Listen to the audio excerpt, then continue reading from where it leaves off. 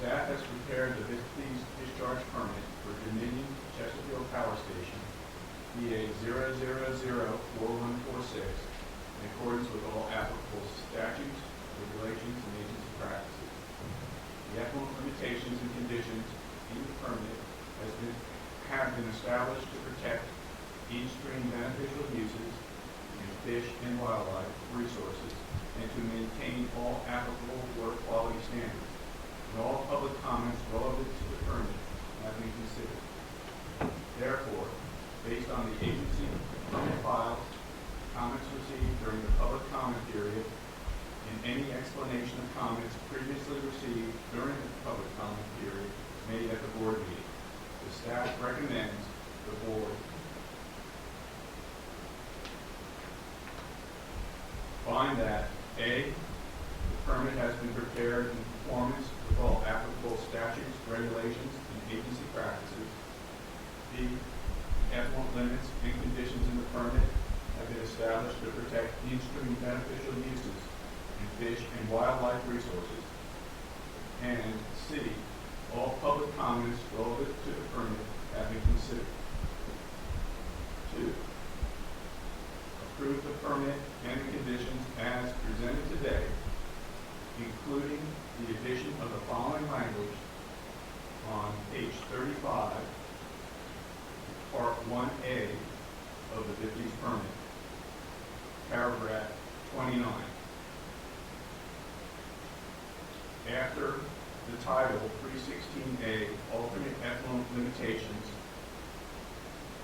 a new paragraph is going to be inserted, which says, permittee shall no later than 90 days following this permit reissuance submit a general description of the types of data, studies, experiments, and other information which the permittee intends to submit for the update of the 316A demonstration.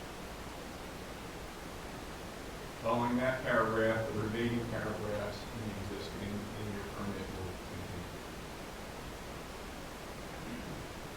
continue. 3, authorize the director to issue the permit as approved by the board.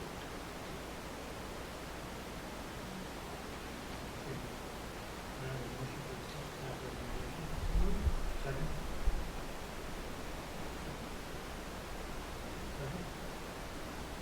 Second. Any questions? Any comments?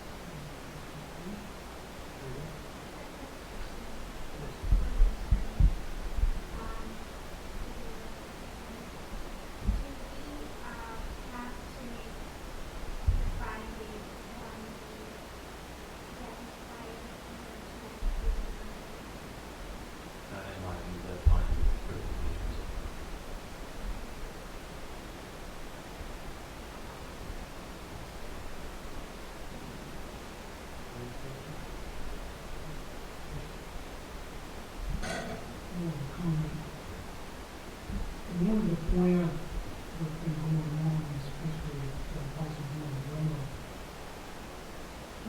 computers that they ask you to choose the technology-based standards, you have virtually being an EPA when you think about that, which is, and you have to work on implementing it. At the time, the General Counsel's office worked in great detail with Congress and the relevant scientific people in the EPA to make sure it's put in place properly. I've also sat in and worked on a number of regulations at EPA, and at each meeting, the General Counsel's office was there to give us guidance on what we could and couldn't do. So using more common standards and things is something that's been for decades. It's working well, and it's working well on the permits that have been issued possibly in the railroad. Because state, once they started the treatment, at Crossing Point, there's been no detection of any of the levels. The Bremo has been a very, very low detection of arsenic, and in the last 2 weeks, there's been no detection of anything. So I don't have to do that. I just want to make sure you understood it. Another thing that I recommend any of the citizens who have differences, go visit the site, see what they're doing. Many would be more than happy to show it to you. We've got a number of visits and presentations, which we've got an unbelievably sophisticated system there to make sure that what comes out of there is really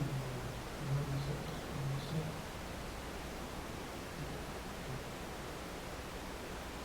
All in favor, say aye. Any other questions?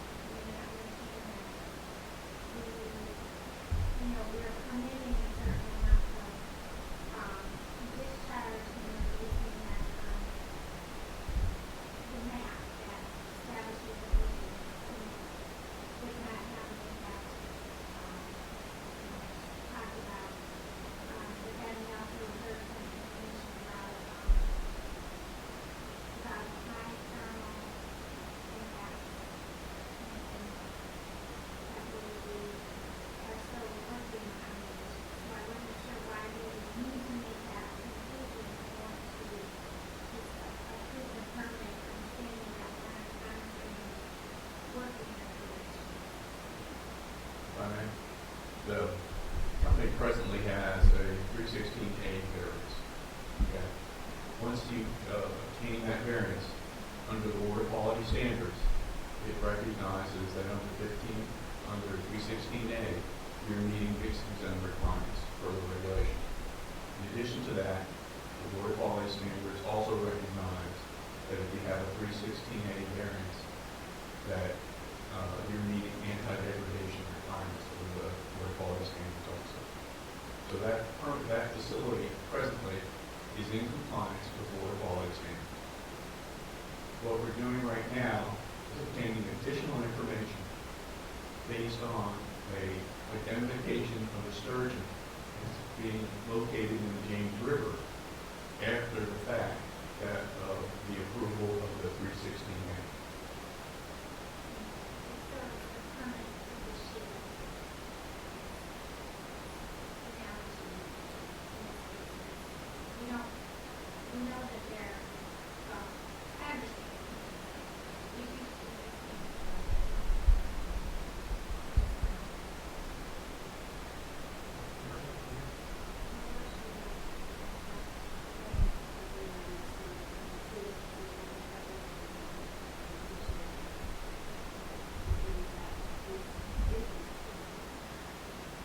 Still haven't approved 316A.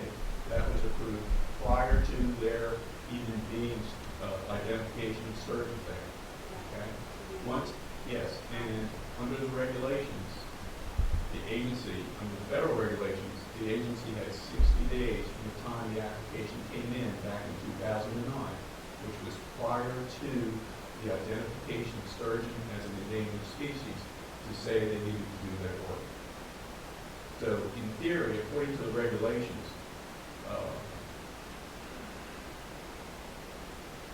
we're being more proactive than what the regulations require. If you follow the strict interpretation of regulations, we could not ask them to do that study until the next permit application comes in 5 years from now.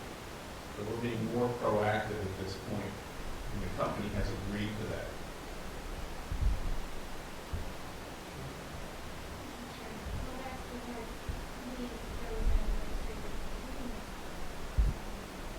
The application was the deficiency in the application were identified to the company, I believe, in 2010 or 2011, and the sturgeon, I believe, weren't identified until 2012. So at the time when we made that determination, that was the only opportunity under the federal regulations that we could require that updated information. And at the time, there wasn't a designation. So, all right, I think we're splitting hairs a little bit. Right, and again, I didn't particularly want to get into that, but, you know, the point is that, we're being proactive, getting that information in for this permit cycle, and because of the relationship between 316 and 3A in terms of what the ultimate solution is, it just makes a lot of sense to do all those at the same time. And that's what we're trying to do.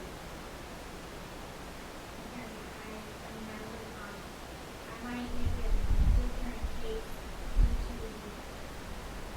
numerous administrative meetings that definitely occurred on there, because ultimately we're at a situation where we can either do not approve this and have the 2004 standards in effect, or we can move forward with this and see real progress, notwithstanding what the final decision is about whether the OS stays in its current location or is some other board is some other decision maker that has the authority that we don't have decides that it should be moved out.